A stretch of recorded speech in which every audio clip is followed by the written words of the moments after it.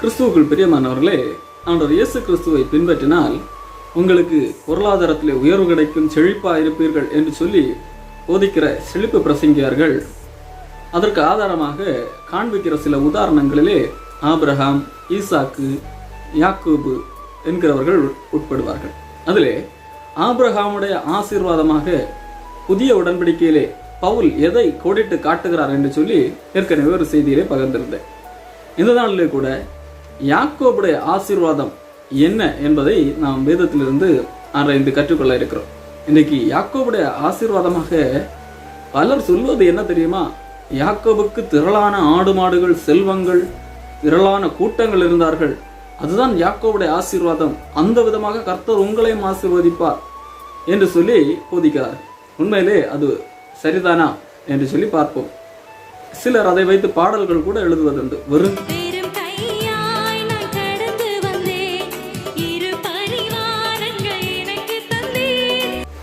இந்த வரிகள் யாக்கோபால் பயன்படுத்தப்பட்ட வரிகள் தான்.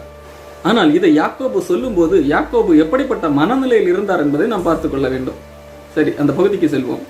ஆதியாகமம் 32 அதிகாரம் 10 யாக்கோபு சொல்லுகிறார், அடியனுக்கு தேவரீர் காண்பித்த எல்லா தயவுக்கும் எல்லா சத்தியத்துக்கும் நான் எவ்வளவேனும் பாத்திரன் அல்ல. நான் கோலும் கையுமா இந்த யோர்தானை கடந்து போனேன்.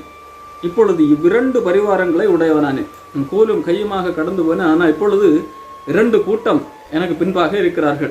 அவன் தன்னிடத்தில் இருந்த பெருங்கூட்டத்தை அவனுடைய அண்ணனை கண்டு பயந்து 2 கூட்டங்களாக பிரித்து வைத்திருந்தான். அதாவது ஒரு கூட்டத்திலே ஏசா வந்து அழித்து போட்டாலும் ஒரு கூட்டமாவது தப்புமே என்று சொல்லி அவன் அப்படி இருந்தான். இப்பொழுது பயந்து இருக்கிறான். பாருங்கள், அவனுக்கு எல்லாம் இருக்கிறது, திரளான கூட்டம் இருக்கிறது, ஆனால் அவனுக்கு ஒரு பயம் இருக்கிறது. இந்த வார்த்தைகளை சொல்லும் போது அவன் ஒரு நிம்மதி உடையவனாக, சமாதானம் உடையவனாக இங்கே வார்த்தை அந்த ஆண்டவரிடத்தில் பேசவில்லை. ஆண்டவர் எல்லாம் இருக்கிறது, ஆனால் நான் என்ன செய்கிறேன்? பயந்து இருக்கிறேன். பாருங்கள் அந்த வார்த்தையை பாருங்கள். 11 பாருங்கள். என் சகோதரனாகிய ஏசாவின் கைக்கு என்னை தப்புவியும், அவன் வந்து என்னையும் பிள்ளைகளையும் தாய்மார்களையும் முறிய அடிப்பான் என்று அவனுக்கு நான் பயந்திருக்கிறேன். பாருங்கள், எல்லாம் இருக்கிறது, ஆனாலே கூடவே என்ன இருக்கிறது? பயம் இருக்கிறது.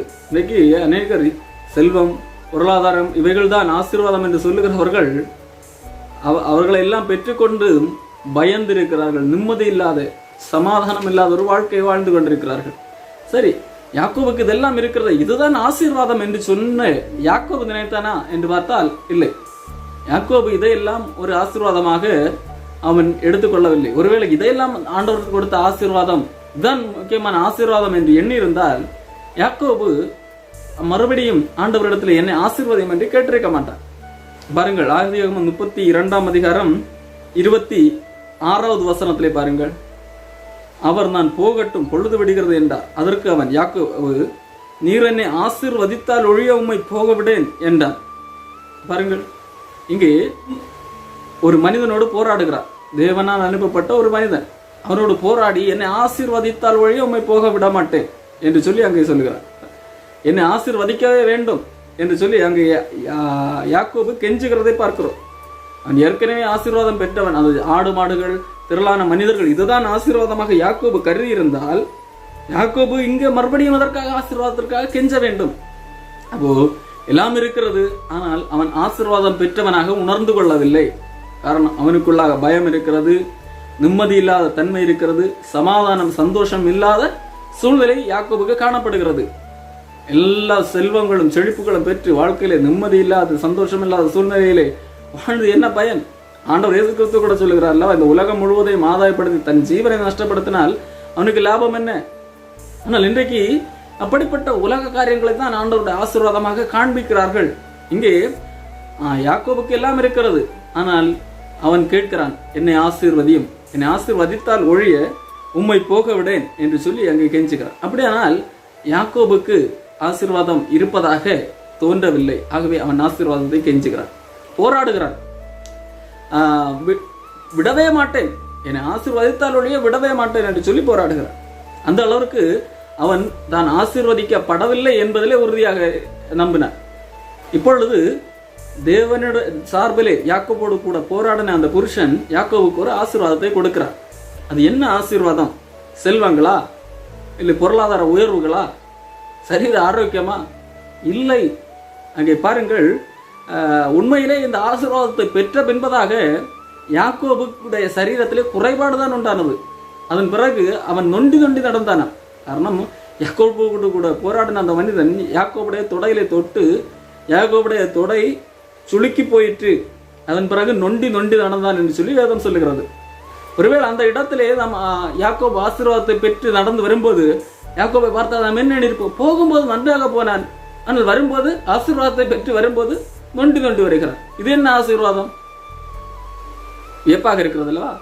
அன்புக்குரியவர்களே, இன்றைக்கு மத போதகர்கள் உங்களுக்கு எதை ஆசீர்வாதமாக காண்பித்து தந்திருக்கிறார்களோ அது தவறு. வேதம் எதை ஆசீர்வாதமாக கருதுகிறது என்பதை தான் நாம் பார்க்க வேண்டும். இங்க பாருங்கள், ஆசீர்வாதத்தை கேட்ட யாக்கோபுக்கு அந்த புருஷன் ஆசீர்வாதத்தை கொடுக்கிறார். பாருங்கள், கேட்கும் போதே சொல்லுகிறார், உன்னுடைய பேர் என்ன? அவன் சொல்லுகிறான் யாக்கோபு. பதிலுக்கு 28வது வசனம், அப்பொழுது அவர், உன் பேர் இனி யாக்கோபு எனப்படாமல் இஸ்ரவேல் எனப்படும், தேவனோடும் மனிதனோடும் போராடி மேற்கொண்டாயே என்றார். இனிமேல் உன்னுடைய பெயர் யாக்கோபு அல்ல, இஸ்ரவேல். அங்கு ஒரு பெயர் மாற்றம் நடக்கிறது.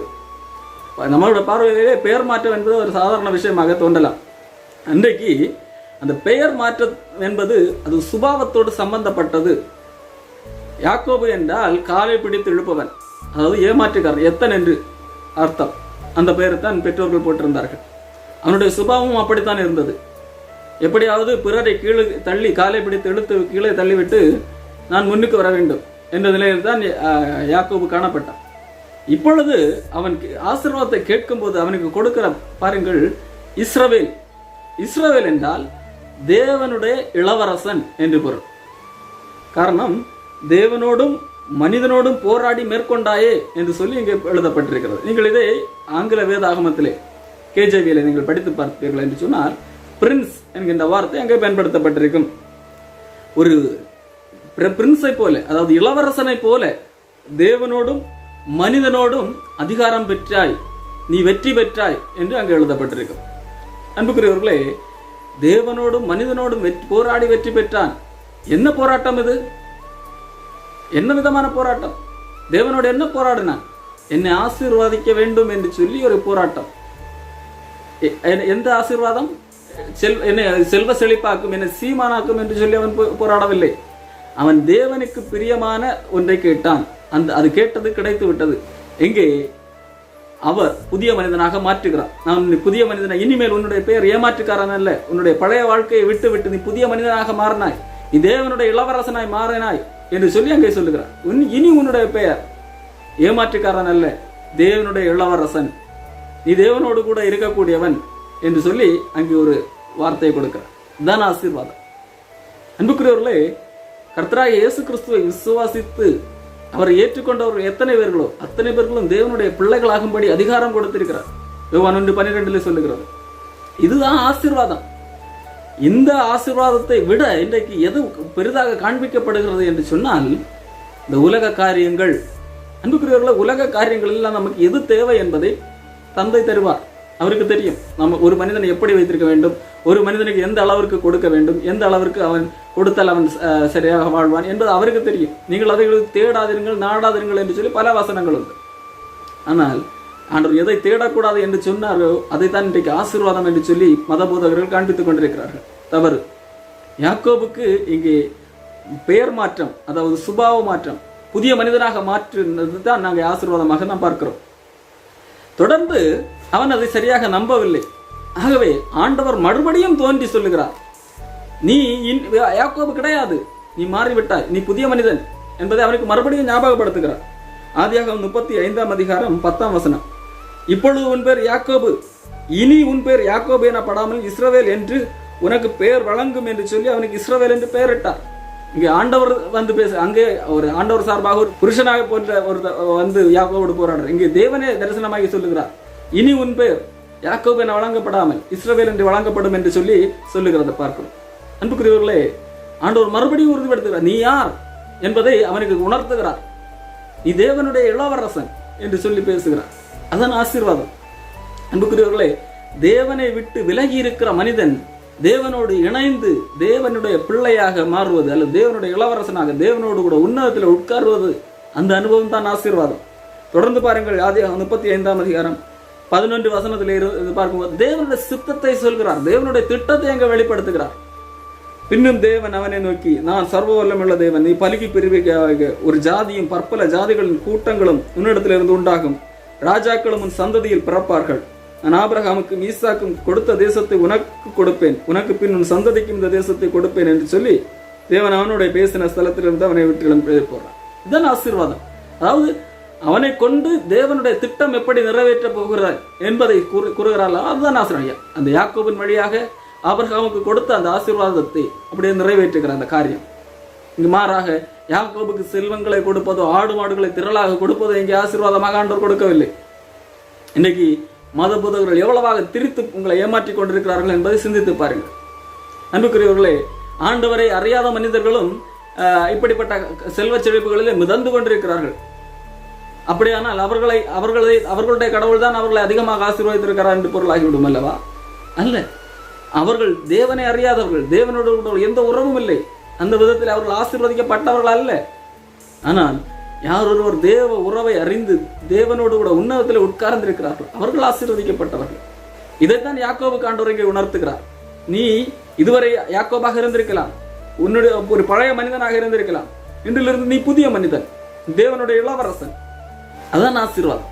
செல்வ செழிப்பு, நோயற்ற வாழ்வு, இதுதான் ஆசீர்வாதம் என்று சொல்லுகிறவர்கள் யாக்கோபுடைய பின்னிலைமையும் பார்க்க வேண்டும். யாக்கோபு எல்லா காலத்திலும் இதே போல செல்வ செழிப்போடு உடல் பலத்தோடு இருந்தானா? இல்லையே. இங்கே ஆண்டவர் ஆசீர்வாதத்தை பின்பதாக பாருங்கள். 32ஆம் அதிகாரத்துக்கு பின்பதாக யாக்கோபுடைய மகளுடைய வாழ்க்கையில் ஒரு பிரச்சனை வருகிறது. இங்கே 35ஆம் அதிகாரத்திலே ஆண்டவர் மறுபடியும் யாக்கோபை ஆசீர்வதிக்கிறார். அதன் பின்பதாக யாக்கோபுடைய வாழ்க்கையிலே பிரச்சனை வரவில்லையா? யாக்கோபுடைய மகன் யோசேப்பு யாக்கோபை விட்டு பிரிக்கப்படுகிறான். யாக்கோபுக்கு துக்கம் வருகிறது. ஐயோ, மகன் இழந்த துக்கம். யாக்கோபை பொறுத்த வரைக்கும் தன்னுடைய மகன் இறந்து போனான். அன்புக்குரியவர்களே, அடுத்து யாக்கோபு இருந்த இடத்துல பஞ்சம் வரவில்லையா? உணவுக்கு தட்டுப்பாடு வரவில்லையா? வந்தது. நாடு விட்டு நாடு செல்ல வேண்டியது சூழ்நிலை வந்தது. அப்படியானால் என்ன? செல்வ செழிப்பு தான் ஆசீர்வாதமா? அப்படியானால் ஆசீர்வதிக்கப்பட்ட யாக்கோபுக்கு இப்படிப்பட்ட பஞ்சங்கள் ஏன் வந்தது? தன்னுடைய மகனை ஏன் இழந்தான்? தன்னுடைய கால் ஏன் நொண்டி நடந்தான்? உடல் சரீர சுகம்தான் ஆசீர்வாதம் என்றால், பெரிய ஆசீர்வாதம் என்றால் அது ஏன் நொண்டி நடந்தான்? அன்புக்குரியவர்களை சிந்தித்து பாருங்கள். ஆசீர்வதிக்கப்பட்ட யாக்கோபு ஆசீர்வாதம் பெற்று நடந்து வரும்போது நொண்டி நடந்தான். ஆசீர்வாதம் என்பது நம் தேவனோடு கூட இணைக்கப்படுகிறது. நம் தேவனோடு கூட உள்ள அந்த உறவை பெற்றுக்கொள்வது, அதைத்தான் ஆசீர்வாதமாக வேதம் காண்பிக்கிறது. அது எப்படி வருகிறது? இயேசு கிறிஸ்துவின் மூலமாக நமக்கு வருகிறது. இயேசு கிறிஸ்துவின் மூலமாக அந்த ஆசீர்வாதத்தை நாம் பெற்றுக் கொண்டிருக்கிறோம். அந்த ஆசீர்வாதத்தை பெற்றவர்கள் அவரோடு கூட உன்னதத்தில் உட்கார்ந்திருக்கிறார்கள். இதை புரிந்த ஒரு மனிதன் இந்த உலகத்தில் உள்ள காரியங்கள் தான் எனக்கு ஆசீர்வாதம் என்று சொல்லி அவைகள் பின்பாக ஓட மாட்டான். காரணம், நான் ஆண்டவரோடு கூட அவர் உன்னதத்திலே உட்கார வைக்கப்பட்டிருக்கிறேன். மற்ற எனக்கு இந்த உலகத்திலே வாழ்வதற்கு தேவையானவைகளை அவர் பார்த்துக் கொள்ள மாட்டாரா என்கின்ற நிலையிலே வாழ்வார். இன்றைக்கு தவறான போதனைகள் மக்களை செல்வ செழிப்பை நாடி ஓட வைத்துக் கொண்டு தேவனை விட்டு பிரிக்க காரணமாயிருக்கிறது. ஆகவே நீங்கள் யாக்கோபுடைய ஆசீர்வாதம் என்ன என்பதை புரிந்து கொள்ள வேண்டியது அவசியமாயிருக்கிறது. யாக்கோபு தன்னிடத்தில் இருந்த செல்வ செழிப்பைகளையும் ஆடு மாடுகளையும் ஆசீர்வாதமாக கருதவில்லை. மாறாக அவன் இழந்த ஒன்றை தேவனிடத்தில் தேடினான். அதைத்தான் அவன் ஆசீர்வாதமாக கருதினான். அதை ஆண்டவர் கொடுத்தார். நீ தேவனுடைய இளவரசன் என்கின்ற பெயரை கொடுத்தார். அவன் மேல் ஆண்டவர் வைத்திருந்த அந்த திட்டத்தை அவனுக்கு வெளிப்படுத்தினான். அதுதான் ஆசீர்வாதம். அன்புக்குரியவர்களே, நம்மை குறித்து தேவன் ஒரு திட்டத்தை வைத்திருக்கிறார். அந்த திட்டத்திலே நாம் இணைக்கப்படும்படியாக அவன் நம்மை அவருடைய பிள்ளையாக மாற்றி அவரோடு கூட உன்னதத்திலே வைத்திருக்கிறார். நமக்கு என்று ஒரு நித்திய ஜீவனை வைத்திருக்கிறார். இந்த உலகத்தில் அவருக்கு சாட்சியாக வாழும்படி வைத்திருக்கிறார். இது ஆசீர்வாதம். இந்த வாழ்க்கை வாழ்வதற்கு தேவையான அனைத்தையும் அவர் தருவேன் என்று வாக்கு கொடுத்திருக்கிறார். அது தந்து கொண்டிருக்கிறார். அவருடைய சுத்தம் நிறைவேறத்தக்கதாக நம்முடைய வாழ்க்கையிலே ஒரு மரணம் வந்தால் கூட அது ஆசீர்வாதம் தான்.